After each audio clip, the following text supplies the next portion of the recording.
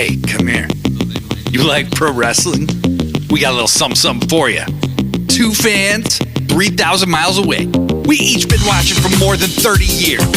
Celebrating the art form, the action, the homoeroticism. We ain't rating matches. We ain't analyzing stories. We ain't experts. We just sit down, shut up, and mark out!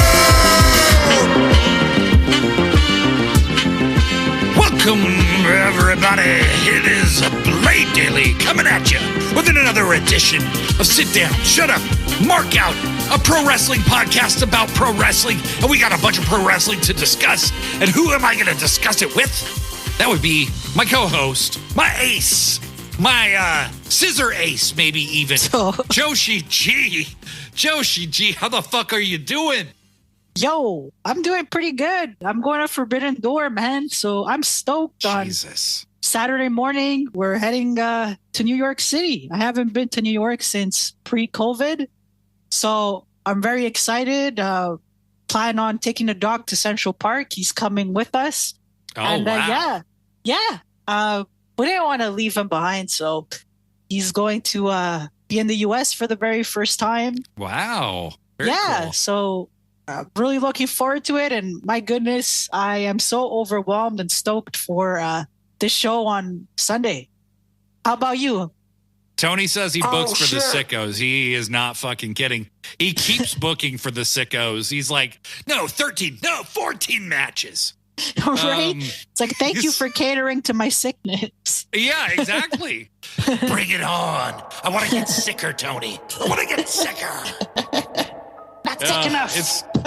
I'm not sick enough yet, Tony. I can still breathe. I'm not sick enough. Suffocate me. Whoa. God damn. God, something that didn't make me sick, or maybe just connected me with the other sickos who might be of some kind of like mind, with some of the feedback we got from some amazing people last week about our theories about Rampage becoming a women's show. Some people agreed, some people disagreed. Principally, we got some feedback from Lee Mardoni, Chris Farrell, and Antoine Wilson that, again, were kind of split.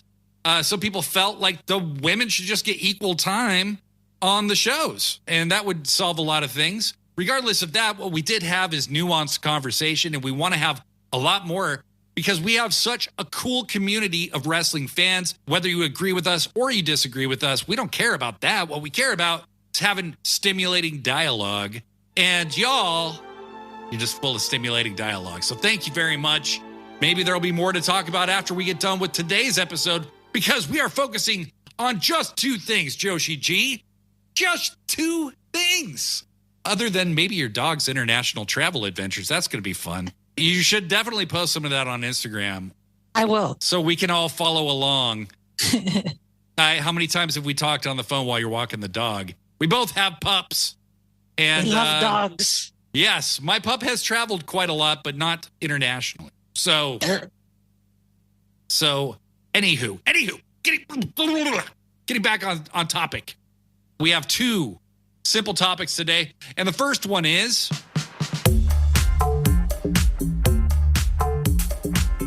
really good Dynamite last night. Really good Dynamite last night for me, for Joshi G. Maybe not for you if you're listening to this on, say, Friday, which is when the show is coming out, or at any time. But it was a very good Dynamite, and we're going to talk about the highlights of it. Right? No. The show opens with MJF coming out, and then he is immediately interrupted by fucking Daniel Garcia in Buffalo, New York. Very sensible interruption. Makes a lot of sense. Danny gets a huge pop. Buffalo was on point last night. They were really, really well mic'd and loud. Also, they taped Collision last night after Dynamite. So we'll see how loud they are on Collision, because that's a lot of screaming to do. But Garcia comes out. It looked kind of like a way to get MJF that hometown pop, because he's a Long Island guy. Maybe the crowd would have booed him. And when Danny came out, I was like, oh, they're trying to get MJF that kind of cheap hometown pop, putting him with the Buffalo guy. But then Daniel Garcia gets into this thing where he thanked MJF for how he challenged him to be better. And I thought that was really cool. And then MJF goes, you know what? I'm so cool. How about this? You and me at Wembley, right? You and me at Wembley. And then, of course, whose music should hit but Will Ospreay, who comes out to a massive reaction. I mean, Will is getting bigger and bigger pops every single week. And Will comes out. He never even looks at MJF, never says his name, never speaks to him, has his back to him the entire time. And he offers Daniel Garcia an international title shot next week on Dynamite. And then says, hey, bro, how about I put the world title on the line too? So he's promising a title shot for a title he hasn't even won yet to Daniel Garcia next week on Dynamite. And MJF is behind him like seething. And Ospreay takes his big pop, lack of self-awareness just all over the place. Like it exploded out of an exploding cake. He's got okay. Anyway, so Ospreay never acknowledges, and after he leaves, Garcia tries to talk to MJF, and MJF's like, you know what, we're good, and he just walks off. Very interesting kind of three-way triangle program here. Really liked it. Thought it showed Daniel Garcia kind of moving up to where he could be in a ring with those two guys who are clearly a notch or several above him right now, but showed you where they're going with Daniel Garcia, which I think was the most important part.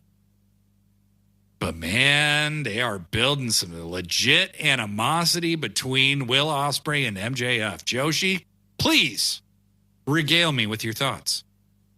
I thought it was really well done. I think Will Ospreay, perhaps it was unintentional, but he was very disrespectful in two ways.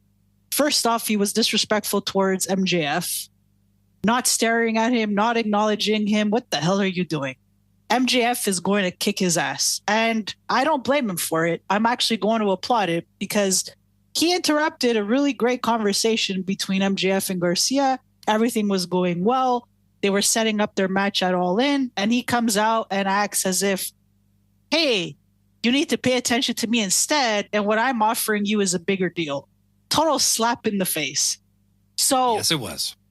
I don't blame MJF at all for looking that upset. And when Daniel Garcia spoke to MJF after that, MJF pretty much said, focus on your match next week, good luck, and walked away. He felt like Garcia was kind of ignoring him for Will Ospreay.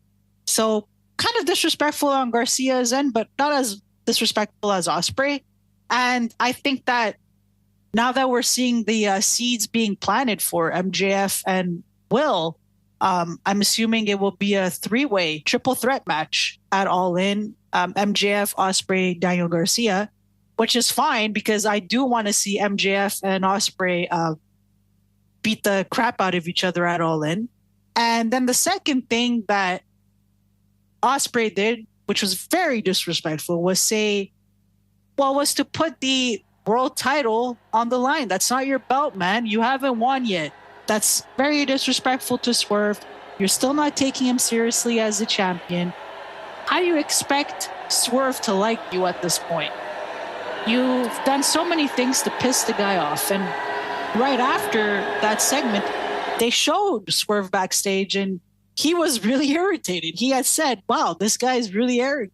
Seriously. He hasn't even won my belt yet. And he's here saying, I'm going to put it on the line next week. I think Ospreay's making a lot of enemies in a very short period of time. And right now, it's not clear to me in which direction his character will go, because on the one hand, he's a babyface. But on the other hand, some of the things that he does are very heelish and immature. So it makes you wonder what's going to come out of this. Or maybe he'll just be a tweener for a bit. I don't know. But I will tell you this, I Blade Daily, right now, I'm rooting for Swerve and for MJF because Ospreay was a little brat yesterday. I'm not going to lie. He got under my skin too. Yeah. Well, I think, what we're seeing is that Ospreay, I don't think you can turn Ospreay heel for real. Like, he has too much of an organic connection with the audience, and I don't think that you try to change that no matter what with a guy who could rival MJF as your potential top guy in the entire company. Swerve is also one of those guys. And so what I think they're going to end up doing is what they're showing you right now is like, hey, we showed you this guy, Will Ospreay, the insane charisma he has. Now we're going to show you all of his weaknesses, that he's not out of the Don Callis family yet. He does have some connection to them still, and that he is ignorant and naive, and that he is acting like an arrogant prick. I don't think they're turning him heel, but I do think they want you to be happy when Swerve beats the shit out of him. And I will tell you right now, I'm always Team Swerve, baby. But most especially at Forbidden Door, I'm Team Swerve. Oh, my God. That's going to be such a great match. Why don't we skip to the end of Dynamite? Because they did a Can They Coexist tag match between Swerve and Will Ospreay. Now, if you're new to pro wrestling and you haven't watched a ton of it, or you haven't watched for years and years and years, the Can They Coexist storyline was a terrible trope in pro wrestling for decades in WWE, where essentially it was done over and over and over again, where like two top guys would be forced to tag team. They'd take on like the tag team champions and beat them clean and just effortlessly win the tag titles. And that would be part of their story. People hated it. They said, thank God AEW's not doing this kind of shit. I don't want to see a lot of it, but it actually worked in this match because Will and Swerve are a really good tag team. Oh, yeah. I would love to see them have a run together at some point down the road because their tag team double teams were really cool. And they faced the Gates of Agony, who I'm just becoming a bigger and bigger fan of every time I see them. These guys look primed to go on a run, in my opinion. I wasn't thrilled to see them losing, but at the same time, we all knew they weren't going to win. This still felt like it elevated them because they hung with Swerve and Will Ospreay, for Christ's sake. Also, another insane Swerve stomp to the outside onto Toa Leona. That guy better have gotten a bonus or something. Because that looked nasty, the way Swerve landed that one. I don't think there was a way not to be nasty about it. I agree with you. I thought that Ospreay and Swerve had incredible chemistry, great tag team. And the Gates of Agony, they're getting better and better. I really like these guys. Every week I like them more. But as for the continuation of the match, Will had positioned Bishop Khan for the Tiger Driver 91 because Swerve was insisting that he use it so he could put them away. However, Ospreay proceeds with the Stormbreaker. And of course, Bishop Khan kicks out. So the match continues. Swerve and Ospreay are helping each other out. And then Ospreay, he does the Oz Cutter on Leona. And surprisingly, Leona kicked out. What the fuck is up, yo? Which I didn't see coming. I thought that was the end of the match. And finally, the match ends with Ospreay doing the Hidden Blade on Leona. And that ends the match. And then things seem to be okay-ish, but our buddy Ospreay decides to be a jerk again and takes the belt away from Swerve and is acting like he's going to become the world champion. And Swerve has had it. He completely snaps. And he does the house call on Ospreay. And I freaking cheered because Ospreay is acting like a little jerk. And Swerve warned him. He told him, you need to stop acting like a kid. You need to stop doing this. We're friends now, but you continue like this, I am going to react. And what can you do? You know, Swerve warned you. You didn't listen. What do you think, I Play Daily? It's like mafia rules, right? Like the boss let you off one time, okay? You embarrassed him that one time when he took the belt. When Ospreay takes the belt this time, he's got this little smirk on his face. Like he thinks he's so funny. And you see the look on Swerve's face. He's like, okay, that's it.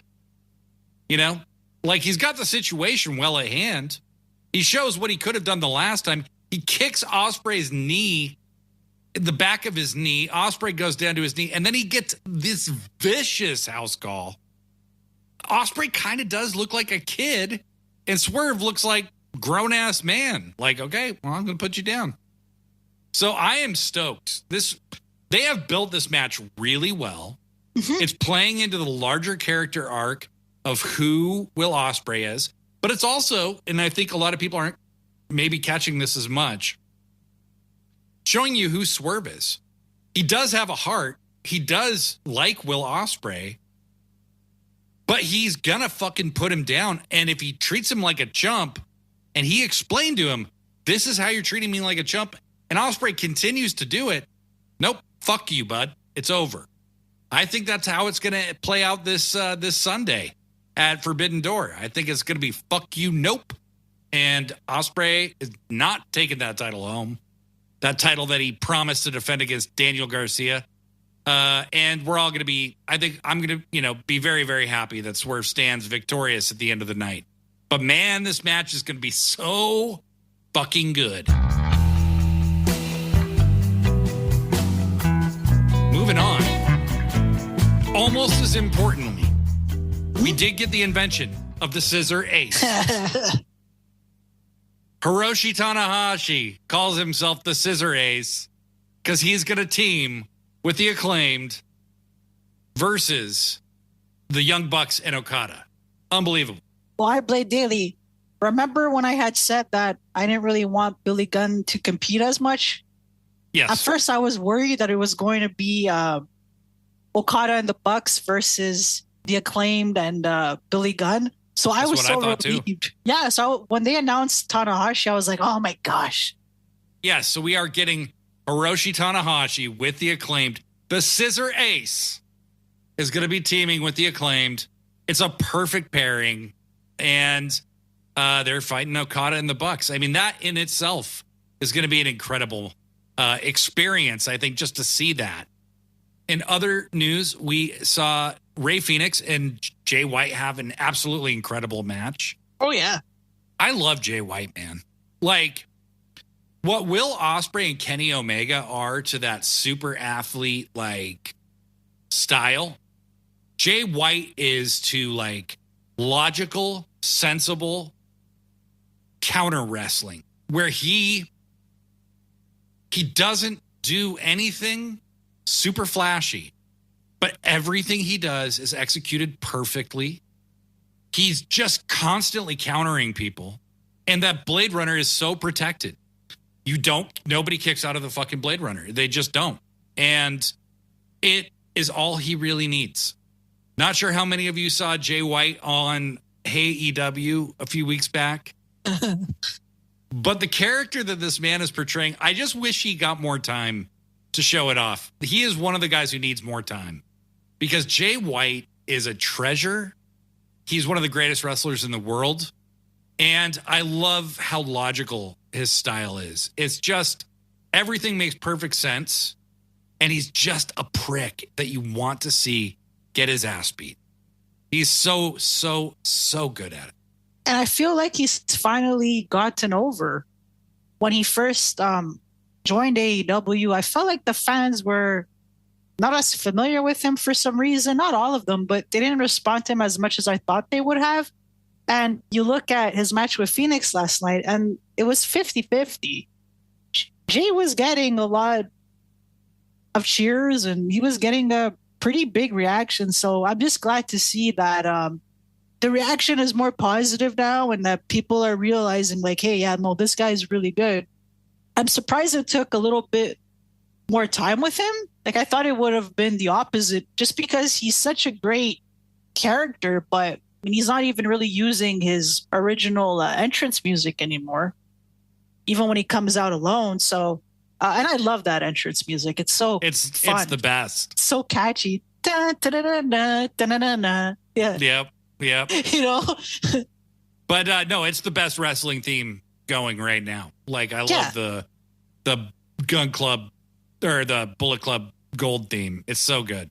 So good. So Jay will become AEW champion or international champion or continental champion or whatever at some point. I'm not worried about that at all. No, I think, the thing that I don't think enough people notice about Jay is that he made a bold choice when he came to AEW this time, which was he's playing a much more subtle character than he did in New Japan. New Japan Switchblade was just a fucking psychopath who had no bottom and was willing to do anything to win. This Jay White is that same guy, but he's like the calmest, most charismatic. He seems very in control, but he's actually an unhinged lunatic. And that AEW interview was a great way of showing that. Like the part where he's talking to RJ and he's got the bat in his hand and he's just pushing the sign off the table like a cat almost, Yeah. like he just can't help himself. But he's an unhinged maniac, but that's just very slowly being revealed about him. And he's slowly playing more and more into it. And personally, I'm a big fan. And I don't know that that's like the easiest way to get over with an American audience, but it was a ballsy choice and I commend him. And if you're not down with that, I've got 2 words for you. Guns Jay White. up. And Jay White. Right. Okay, fine. Well, we got to pick one. Is it Guns Up or Jay White? Okay, fine. Let's do Jay White. Jay White. Got 2 words for you. Jay White. Jay White. Yeah, we did it in perfect synchronicity. Kyle O'Reilly and Zack Sabre Jr. had an incredible match, a very MMA submission-based match. I, on Threads, called it the Passion of the Kyle because it felt like just torture porn. Like Kyle O'Reilly was absolutely torn apart by Zack Sabre Jr. for long stretches in this match. Ends with a tap-out submission. Great win for Zack Sabre Jr. The women's trios match was really, really good. I am a big fan of all the performers in the match. I thought it was a really cool coming out party for the new Outcasts with Anna Jay and Harley Cameron and Saraya. They looked great. Mina Shirakawa, Toni Storm, another Can They Coexist storyline. And Mariah May with the double entrance. That was cool. Double entrance. She does the timeless entrance, and then she does this badass, tightly choreographed entrance with Mina, where they both shake it. They do a good job doing it, and then they proceed to have a really very solid trios match. Absolutely amazing stuff. Joshi, your thoughts? It was a really fun match. I thought Harley looked really good again, actually. That girl's getting better and better. She's not just a character. She can actually go in the ring. Mm-hmm. Anna Jay, I feel like she's been on a really great path this year. Her wrestling it's gotten so good. I always look forward to her matches. Saraya didn't wrestle as much in this match, but just her presence was needed. And as for Mina, Mariah, and Toni, man, there was a lot of drama between those girls. I mean, you had Mariah in the ring, and after she got her ass kicked, she wanted to tag Toni or Mina, but she was conflicted on who to tag, and they were both like, choose me. And so the poor girl, she was about to choose someone, but then Anna Jay decided to not be so nice and knock both of them off of the apron. So after that, Mariah gets stuck in the ring for a while, and then finally she did tag, I believe it was Mina, and they did their little double team together, and Toni wasn't in the match as much, actually. There was also a point in the match where you had Mina and Mariah shaking it and doing their little thing, and Toni started to shake as well, but she didn't really take it that seriously. And there was also a part that was really cool where you see Toni standing there in black and white, and then she's just like kind of annoyed with Mina and like watching her do her thing, and then they showed Toni in color, which was really cool. It was kind of like, I mean, I'm trying to find a way to explain it because it's so interesting, because we're so used to seeing Tony in black and white. Well, it kind of illuminates that her mood changed. Her mood changes, yeah. Trying to be a part of the group. Exactly, yeah. She starts dancing to be like them, but what I love is she's terrible at it. She's not good at it, and she's not into it at all. No, and she can't dance. And that was so funny. It was so funny. Mariah gives them each a glass of champagne and kind of forgoes having any for herself. Yeah. And, Mina and Mariah hug. Then Tony and Mariah hug. And then Mina, like a total fucking gorgeous psychopath, goes and grabs the bottle of champagne, swings it at Tony, who ducks, and it hits Mariah.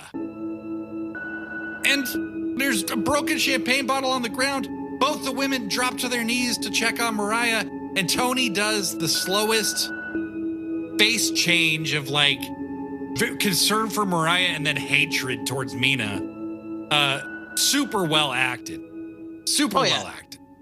And a very, very great culmination of this angle leading into Forbidden Door. Well, what's interesting about it is that I expected Tony to be the reactionary one, but it's actually been Mina. She's the one that decided to give Mariah an ultimatum last week. And then last night, she could have just had the champagne and walked away. Instead, she decided to provoke Tony and ended up hurting her friend. So it's very interesting to see that Mina's the unhinged one in this rivalry, whereas Tony's keeping it cool, protective of Mariah, but she's trying to be civil with Mina for Mariah's sake, whereas Mina is not doing the same thing. So yeah, we'll see what happens on Sunday. I'm sure Tony will retain, but I wonder if Mariah will do something. It will be really interesting to see. And real quick, iBlade Daily, one of my friends sent me a tweet. I'm not on Twitter, by the way, but I can still see I can still see the tweets from Trish SB. We have a real trend going now. The biggest ratings program in the cycle is Tony, Mariah, and Mina. Pretty exciting. How cool is that? It's fucking awesome. I love this story. I think it is my favorite story of the year. Much as I love this Elite thing, I don't think there's been a better story than Tony and Mariah. That is the best story for sure. And I think adding Mina to the rivalry has brought it to another level because, as you said, Mina is so charismatic. She's adjusted so well to American television. She has the it factor. It takes some wrestlers years to adjust to being on American television. It took her no time at all. All right.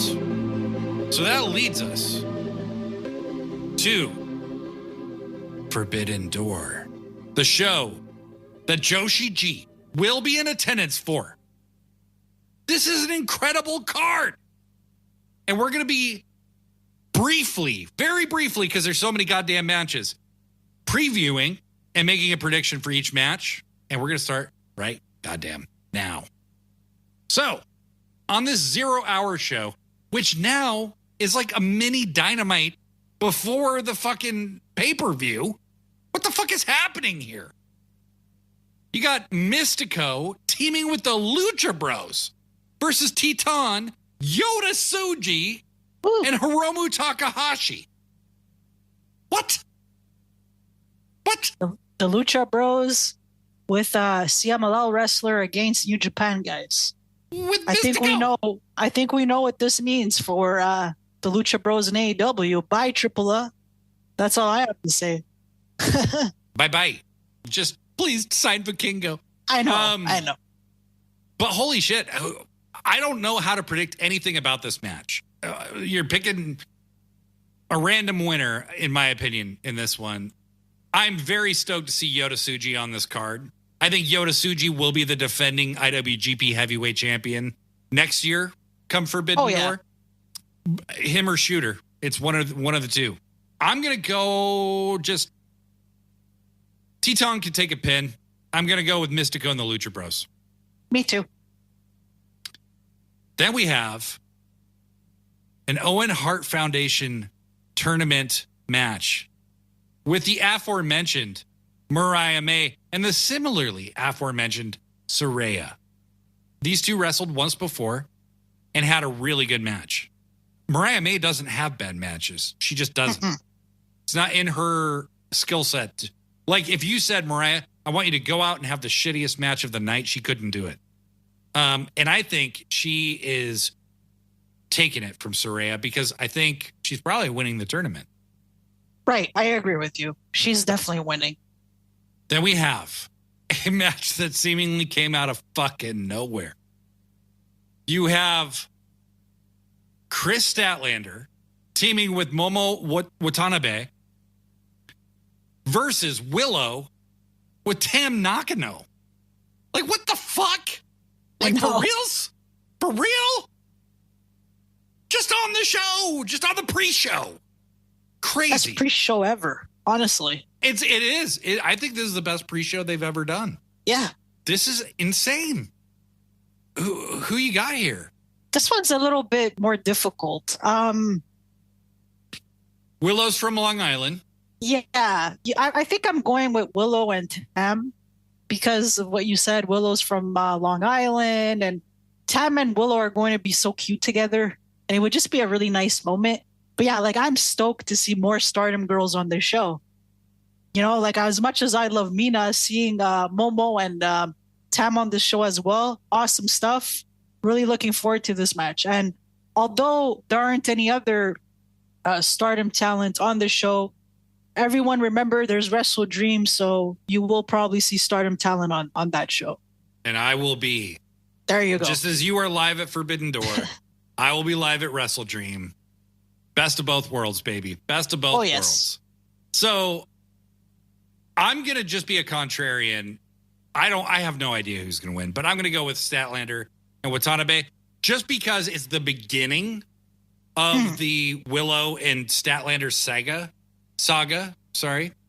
And I feel like at the beginning of a saga, you need adversity. So I feel like even though it's Long Island, Willow's going to lose. Chris gets some good crowd heat, and it builds up to something more. Because looks like these two are facing each other in the Owen Hart tournament. Oh, yeah. That's going to be great. That's going to be really great. So I think I'm just devil's advocate. I'm going to go the other way. Okay. We get to the Not main your friend card. anymore. God. Well, I guess we're just podcast colleagues now. Okay.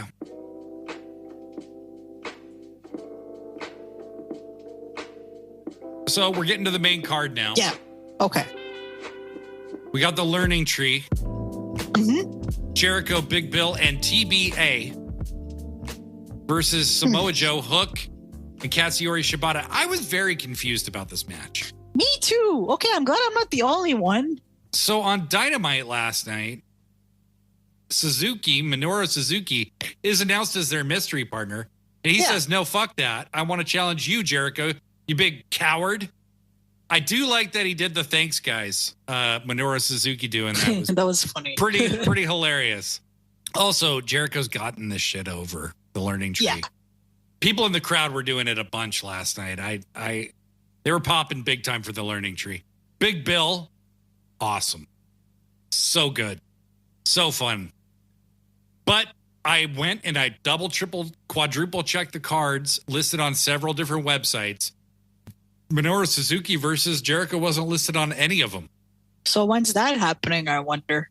I don't know. Maybe on Dynamite next week or something. Maybe. And who's TBA? Who's going to be announced, I wonder? Who's to say? I don't know. Actually, that's not true. I did see one name listed. Not Shane McMahon. Fuck that. Tony Khan, do you hear me? Do you fucking hear me? You fucking dick.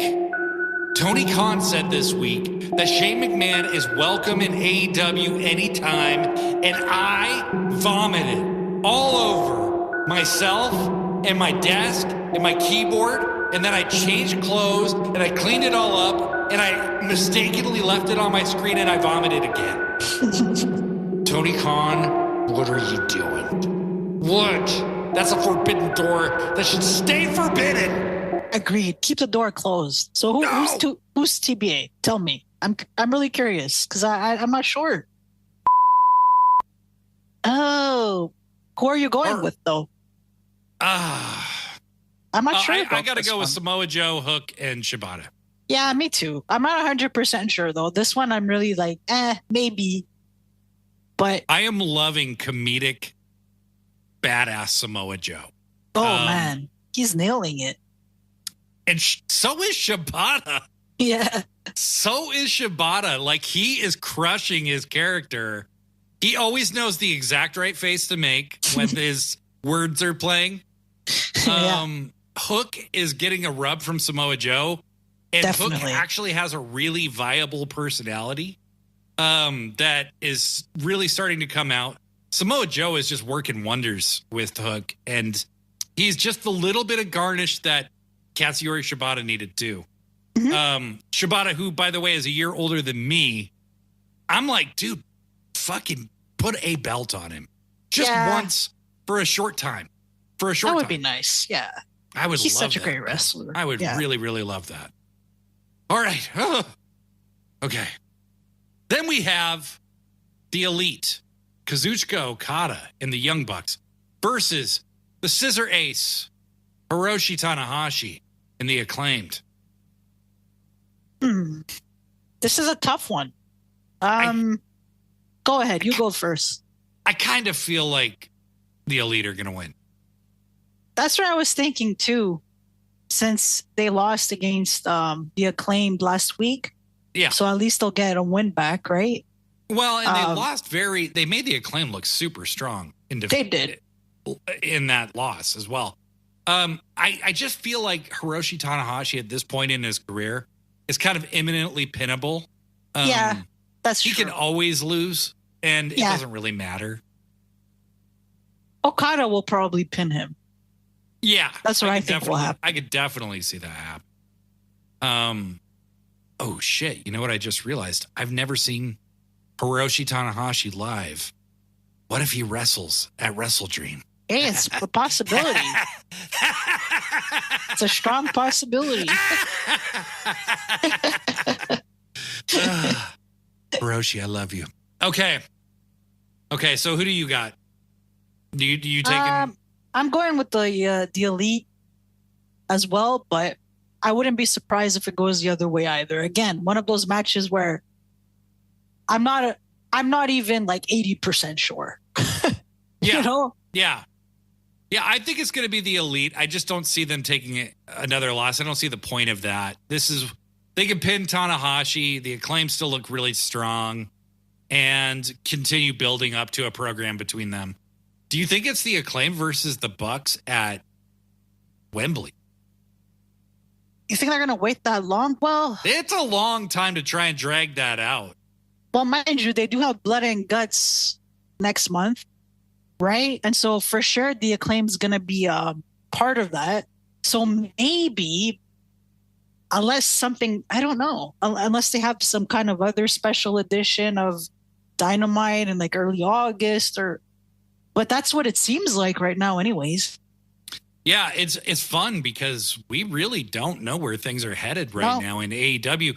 Probably for the first time since AEW started, I can't say for sure that I know where it's going. And that's a really cool feeling. It has become, I agree. Like they have addressed the predictability thing a lot in the last like month. Really since Swerve won the title, they've really addressed it. There have been some changes for sure. Positive ones.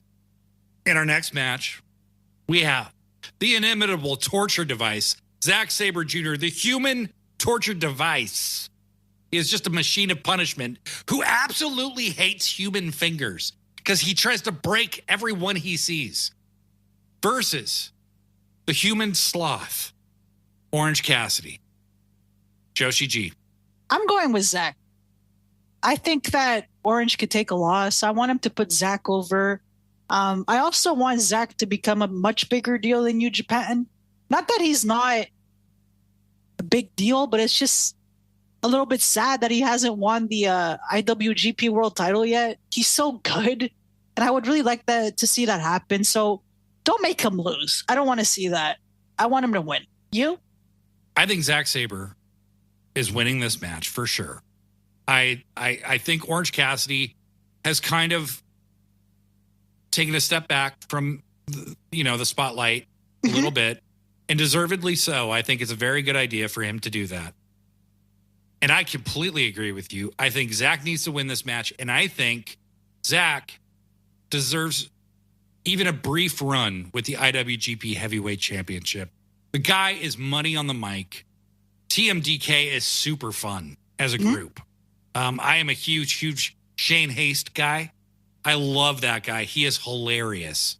He is the buffoon that is a perfect compliment to Zack Sabre Jr. Zack had that incredible match that I was there for with Bryan Danielson last year. Oh, wow.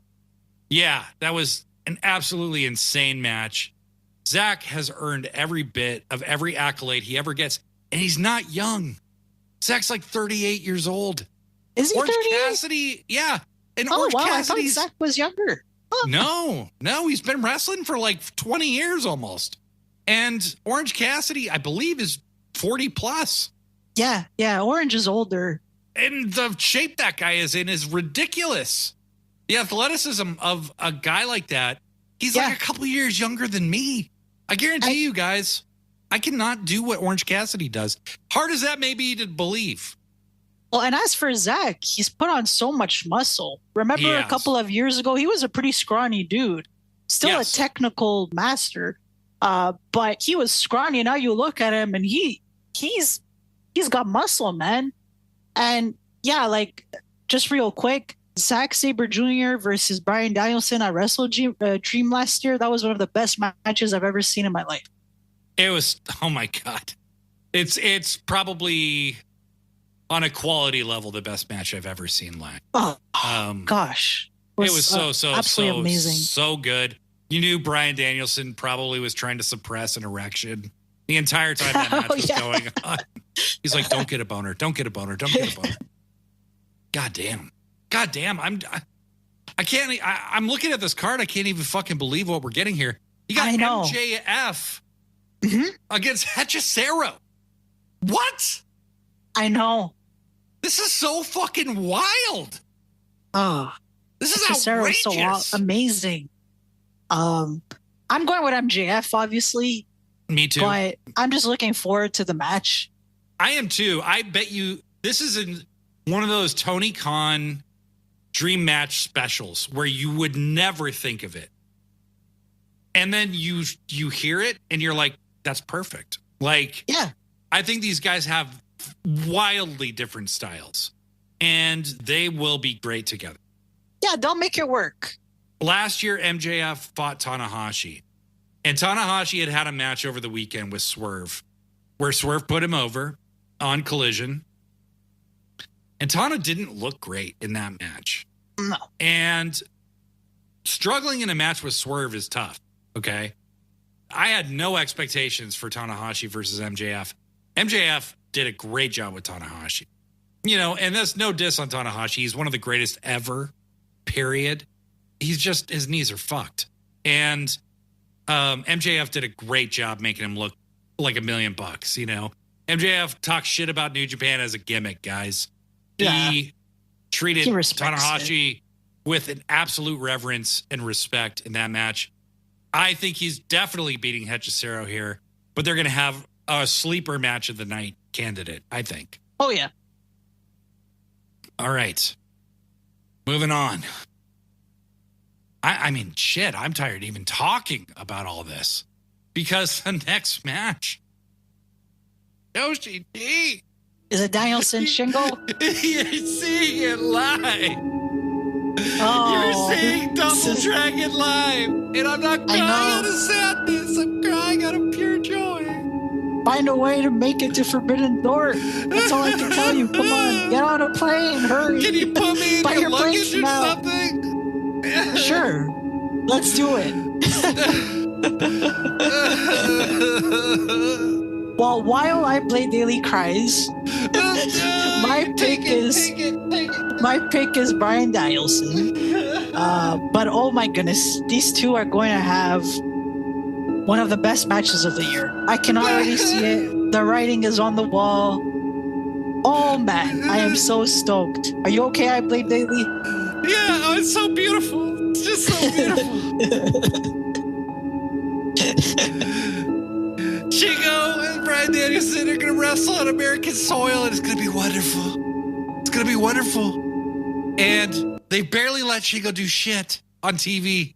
Like, he's been in a couple matches.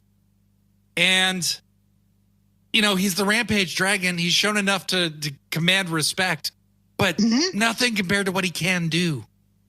And these two are going to have a fucking war. And it's going to be absolutely goddamn beautiful. You're absolutely right. Bryan Danielson's going to win. But I posted last night, I would forgo 3 years of birthday presents just for Shingo to have a 6-month run in AEW. Oh, man. Please make it happen, Tony Khan. He's not doing much. And you know what would be a really good idea? This is something that I read online, and I like it. They said, you know, New Japan and AEW, maybe even Stardom AEW, what they should do, they don't have to do it often, but just swap talent here and there, just for fun. For like 6 months, let's say Shingo to AEW, and I don't know, give me a name. Let's say Orange Cassidy okay, fine. House of Black to New Japan for 6 months. Why not? You have these partnerships. It was cool to see Jack Perry in New Japan for a while. I mean, I think they should continue doing this. It's a lot of fun. And have Mina, for example, in AEW for 6 months and send Sky Blue to Stardom, just as an example. Yeah, just or Serena Deeb, or somebody whoever, you know? of that talent of caliber, you know, who could hang, you know. So think about how much that would benefit somebody like Sky Blue, who's already, in my opinion, extremely good. You know, send her to Stardom for 3 months and see how much she improves. She would be wrestling on people level. like Tam, wrestling people on that skill level. You know, with a Mayu, or, you know, doing an Iwatani match, doing a match with Sari or something, you know, that would be incredible. And I think AEW has always, in my opinion, just barely scratched the surface of what they could do with these international partnerships. You had the Gates of Agony and the World Tag League this last year. I think that's what the Lucha Bros are going to end up doing this year. They're going to end up in World Tag League, and I think it's going to be awesome. So anyway, I think I can talk without tears right now, but Shingo versus Danielson is going to be absolutely unbelievable. I am absolutely convinced, and Bryan Danielson is going to win. I mean, he has to, but goddamn, it's going to be beautiful. Speaking of beautiful, what's going to be absolutely ugly as fuck is Jon Moxley taking on Tetsuya Naito for the IWGP Heavyweight title.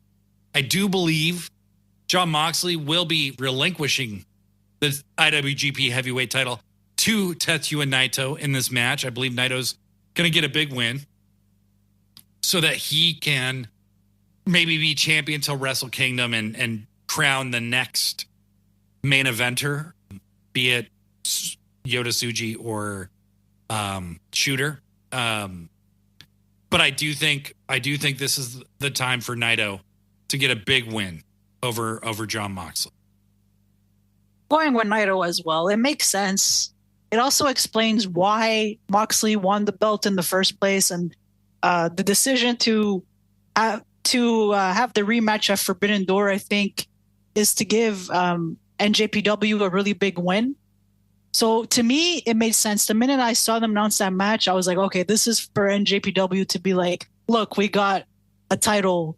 You know, it's our title, but nonetheless, we got it on an AEW pay-per-view. So it's got to happen. Naito's got to win it back. It wouldn't have made sense for Moxley to hold on to that belt any longer anyways. I do think it will be Naito. But if Moxley were to win, I think he wrestles Shooter in the main event at Wrestle Kingdom this next year. If Naito wins, I think he wrestles Yota Tsuji in the main event of Wrestle Kingdom this year. It's a win-win either way.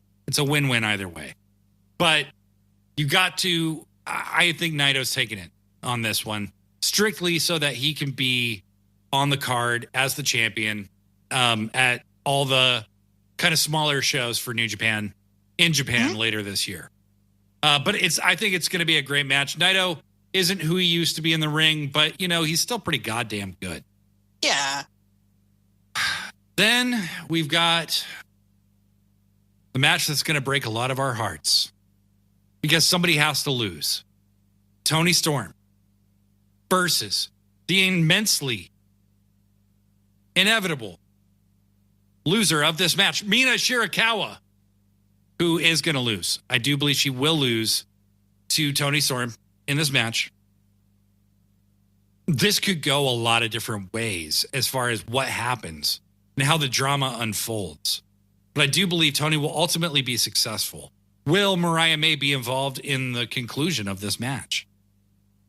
Will Mariah May turn in this match? Was Mina hitting Mariah with the champagne bottle all part of a red herring to get you thinking in a different direction than what they're really going to do? I don't know. But I do think Toni Storm walks out as champion. Joshi G, your thoughts? Tony's definitely walking away as champion.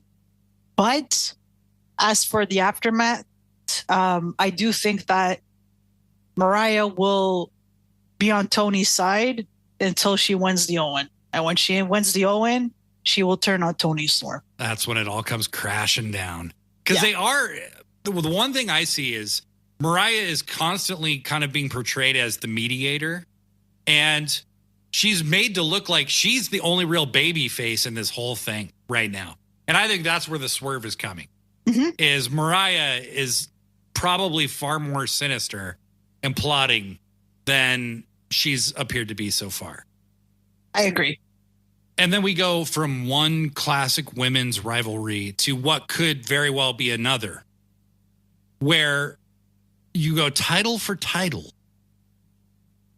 The New Japan Strong Women's title versus the TBS title. Stephanie Vaquer versus Mercedes Moné. This could be the match of the night just as easily as Shingo Danielson, just as easily as the main event, just as easily as several others on this show.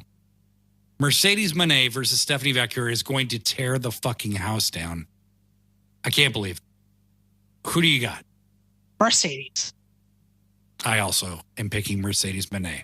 I mean, the IWGP Strong title was made for her. Let's be honest.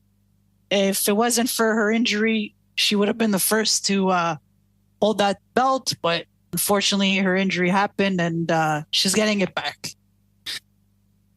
I like the way they've worked it into the kayfabe, too, is that, like she said, that title was meant for me. Which is true. She's not wrong. True. It's absolutely true. So it's not a surprise. So I'm really looking forward to seeing Moné 2 belts. And her, Mercedes and Stephanie have a lot of chemistry. They wrestle very similar styles. And their match last year was really, really good. And Stephanie has upped her game. So this match is going to be even better. It's going to be longer. I think it could be the match of the night for sure. And honestly, I really love Stephanie. So I hope we see her in AEW again after this. I mean, I don't want this to be, the end of Stephanie in AEW because she is so good. She's the best luchadora in the world right now. And man, she's wrestling on Collision, which is awesome. She's going to wrestle Mercedes. She has this great look. I don't know what it is about her. Like this dark look. I love her hair. Like she has such nice hair.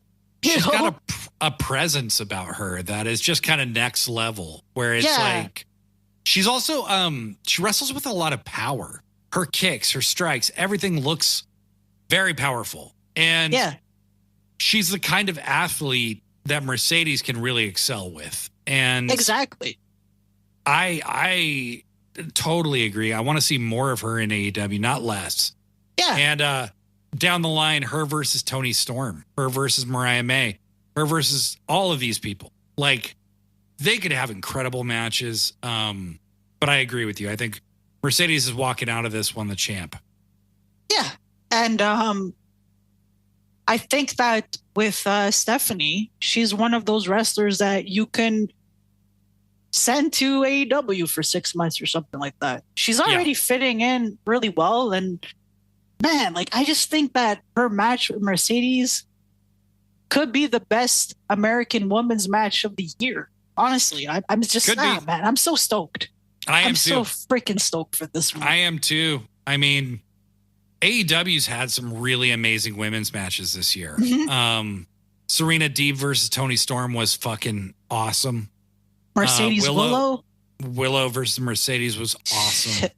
I mean, there's a lot coming down the pike that I think this is just such a huge breakout year for the AEW women's division. We only got 2 more matches, but man, these are big deals too. This is going to be an insane show. I can't believe it. The ladder match for the vacant TNT championship. Yes. I got two questions for you on this one. Go ahead. It features Konosuke Takeshita, Mark Briscoe, Jack Perry, Lio Rush, who apparently is now back in AEW. Whether he's a full-time talent or not, he is going to be regularly appearing with AEW going forward. Dante Martin and a TBA that they have not revealed just yet. So, 2 questions. Who's the TBA, if you had to guess? And who wins this match?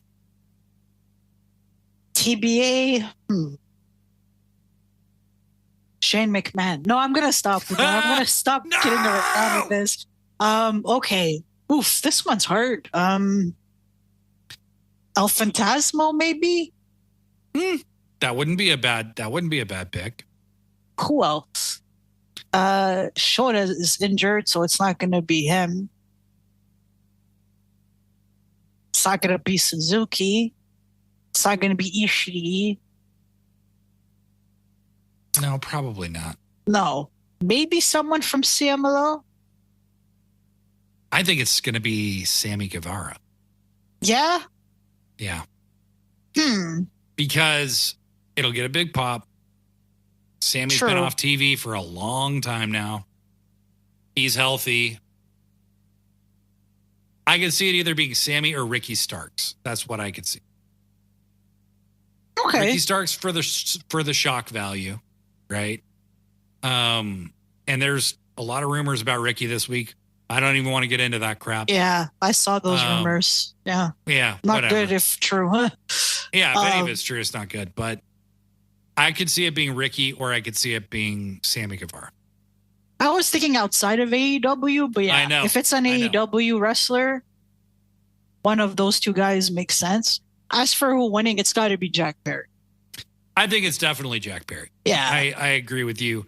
I think they've done a great job of creating some intrigue. Nobody really loses in a ladder match. Nobody's getting pinned, so it doesn't hurt anybody.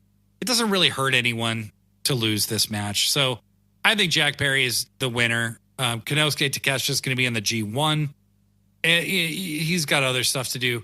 He would be my other pick aside from Jack Perry. So, yeah, I don't think Lio Rush is going to win. No. Dante Martin has a very intriguing story going on here with Lio that I love that they're doing the callback on Dante. I love that Darius doesn't trust him. I love that they've referred to the history between Lio and Action Andretti. There's this tension being teased in the Top Flight camp. It's actually been one of the unsung stories of AEW lately that I'm really enjoying. So it's going to be a great, really, really fun match. Oh, and you just know that Lio Rush is going to do so many crazy things in that match. He's such a terrific high flyer. He's got to be the fastest guy I've ever seen in a ring. I know. This dude is crazy fast. Like, I've never seen anybody move that fast. I've never seen anybody jump as high as Dante Martin, and I've never seen anybody move as fast as Lio Rush. And finally, I think most people know who we're picking here, but our main event, what I believe will most likely be the match of the night. You've got Swerve Strickland and Will Ospreay. I'm picking Swerve. I know you're picking Swerve because you said that at the beginning of this episode. Yeah. I think they're going to have a war. And I think Swerve should win clean. I really do. I don't think it diminishes him if there's a screwy finish. I don't think it means he's less than. There's a lot of people who seem to think Swerve isn't being made a big enough deal right now. Mm-hmm. There's times where I agree with that, and there's times where I don't. But that's how I feel too. I think Swerve, this is his first main event as champion. Got to win. He's got to win. He has to win. Ospreay already has other directions to go in. I think you need to see Swerve standing tall in this match. I am so goddamn excited to see these two tangle at this point in their careers. This is just the first in what will be many more matches to come between Swerve and Will Ospreay. This could be another lifelong rivalry for Swerve and for Will Ospreay. But I think Swerve has shown conclusively that Will Ospreay isn't mature enough yet. He has to grow some more before he can be champion. And the perfect guy for him to do that with is MJF. To bring out the best in Will Ospreay. And I think Will beat Swerve sometime down the line, but not tonight. One day. Not at Forbidden Door. Agreed. I think this pay-per-view is going to be an all-time classic. Jesus. It's yes, there are a lot of matches, it's true, but it really is a gift for the fans. I went to Forbidden Door last year. I'm going again this year. I'm always looking forward to it. I think the build to this Forbidden Door has been the best one. It's actually really woven in some stories. There's a lot of anticipation for the main event. And even if it's not a New Japan versus AEW direct fight, that doesn't mean there isn't a shitload of great wrestling on this show. I think the vast majority of us are really looking forward to this. It's going to be an absolute all-timer pay-per-view. If it's not, they would have had to screw up so massively. And I mean, everybody in every match would have to break their leg or something. Not putting that in the universe. But we are going to witness greatness. I am super excited. Joshi G, always great to talk to you about pro wrestling, about AEW, about New Japan, about CMLL, about Stardom, about all of these incredible promotions working together to create incredible wrestling for us all. With that, please leave us a review on iTunes or Spotify. Give us 5 stars if you love the show.